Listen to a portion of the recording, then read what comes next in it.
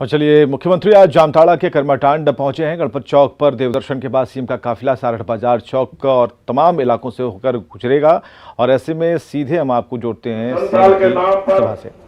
किस तरह संथाल आदिवासी समाज का शोषण किया, अब संथाल गांव जाके आप इसकी तस्वीर देख सकते। और इसीलिए दुमका के हमारे संथाल भाई बहन, दुमका के लोग जो वर्षों से गुरु जी के नाम से जो यहाँ के लोगों को शोषण कर रहे थे, भावनाओं का शोषण कर रहे थे, एक जामा का लाल गुरु जी को हराकर आज हमारा और अब देखिए कैसे दुमका का विकास होता है।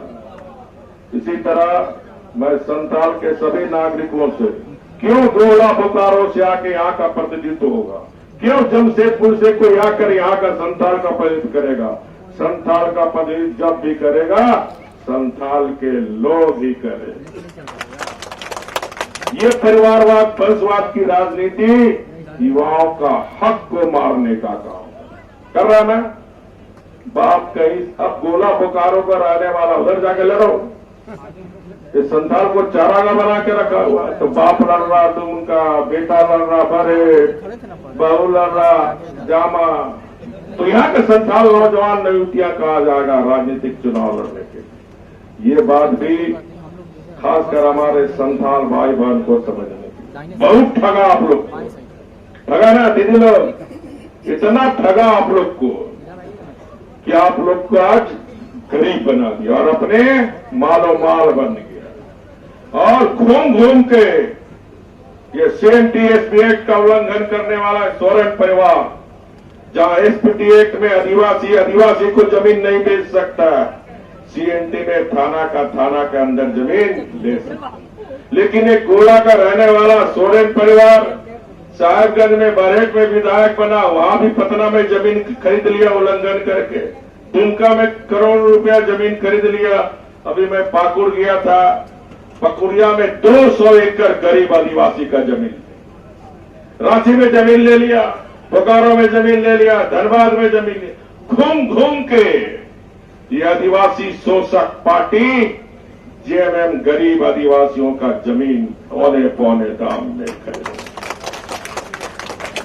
इसका भी हिसाब किताब हमारी सरकार कानून के मुताबिक, चाहे कितना बड़ा हस्ती के रहो, कानून के हिसाब से कानूनी कार्रवाई होकर गरीब आदिवासी को जमीन वापस की।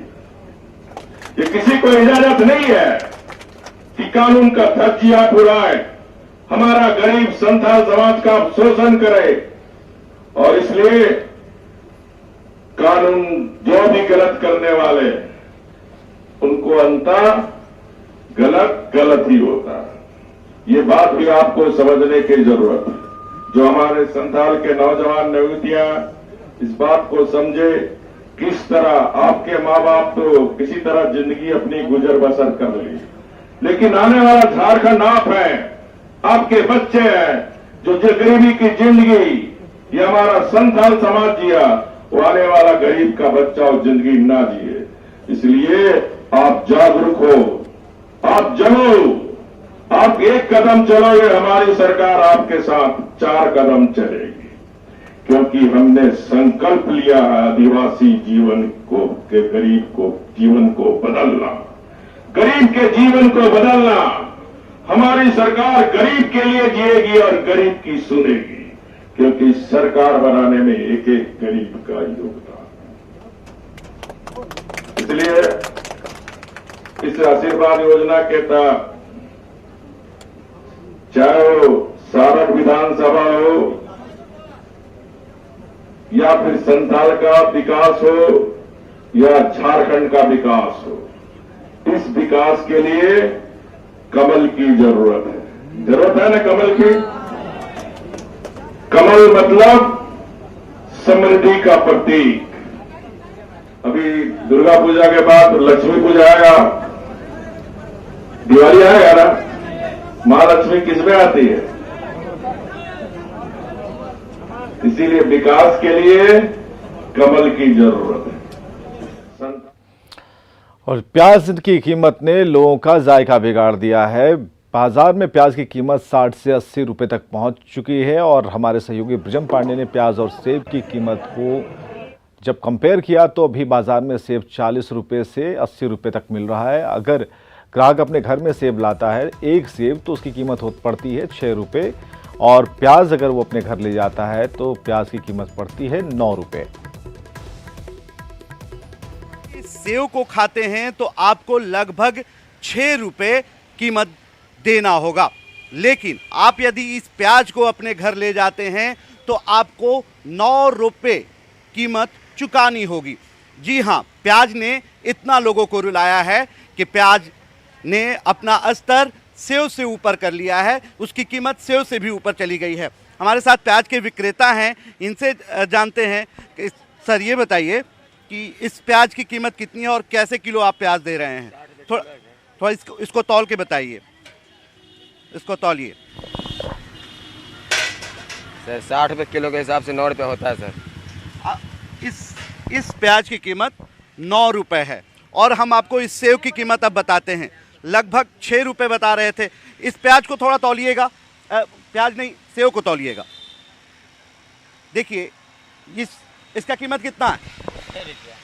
देखिए इसका कीमत 6 रुपये है, यानी कि आप यदि इस सेव को खाते हैं तो आपको ये 6 रुपये में मिल सकता है और यदि आप इस प्याज को अपने घर ले जाते हैं तो 9 रुपये लग जाएंगे। हमारे साथ ग्राहक हैं, इनसे जान लेते हैं। सर अभी आपने प्याज तौलाया है, काफ़ी महंगा है सर? हाँ, प्याज का दाम उन्होंने बताया है कि 70 रुपये और शाम तक बढ़ जाएगा 80। शाम तक और बढ़ने? हाँ सर, और बढ़ने किया।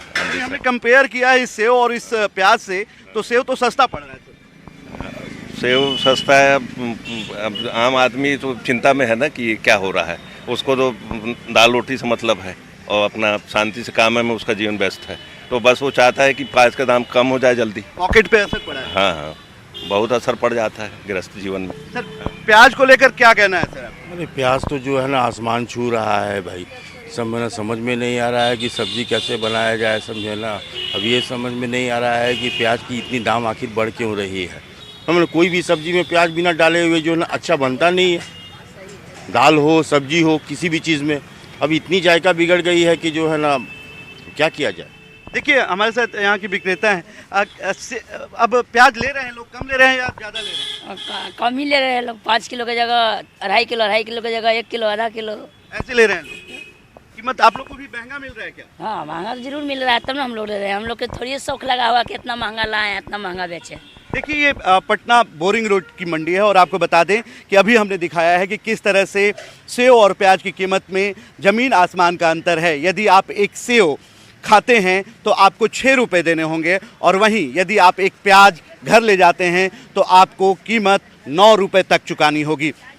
प्याज ने इस कदर से लोगों को रुलाया है कि उनके किचन का जायका बिगड़ गया है। कैमरामैन सुबोध के साथ ब्रिजम पांडे, न्यूज़ 18 पटना। और हाजीपुर से एक बड़ी खबर, जहां बैंक के ग्राहक